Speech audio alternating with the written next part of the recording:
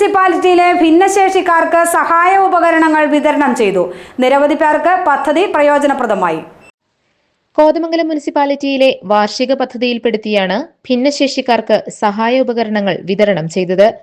റീക്ലൈനിംഗ് wheelchair, walker, crutches, airbed, therapy mat തുടങ്ങിയവയാണ് നൽകിയത്.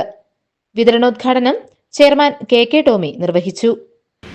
കേരളത്തില് ഏതെല്ലാം കാര്യത്തിൽ പിന്നോക്കം നിൽക്കുന്ന ജനങ്ങളുണ്ടോ അവരെയെല്ലാം സമൂഹത്തിൻ്റെ മുന്നണിയിലേക്ക് കൊണ്ടുവരുന്നതിന് വേണ്ടിയിട്ടുള്ള സഹായം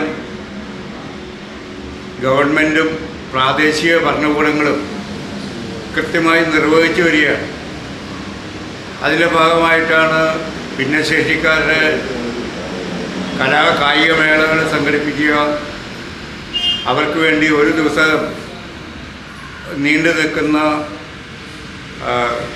ഓരോ വർഷവും ഒരു ദിവസം നീണ്ടു നിൽക്കുന്ന കായിക മേളകൾ സംഘടിപ്പിച്ചുകൊണ്ട് അവർക്ക് ആവശ്യമായ മാനസിക ഉല്ലാസവും അവരുടെ പരിമിതികൾ അവരുടെ ശാരീരിക പരിമിതികൾ മാറ്റിവെച്ചുകൊണ്ട് അവർക്ക് ആഹ്ലാദിക്കാനും ഉല്ലസിക്കാനുമുള്ള സൗകര്യം ചെയ്തു കൊടുക്കുക എന്നുള്ളതാണ് സമൂഹത്തിൻ്റെ കടമ.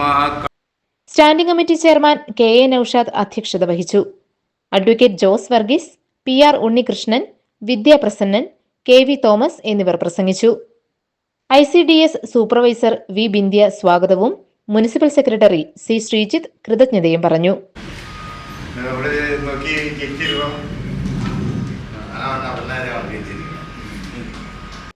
GTV news, Kothamangalam.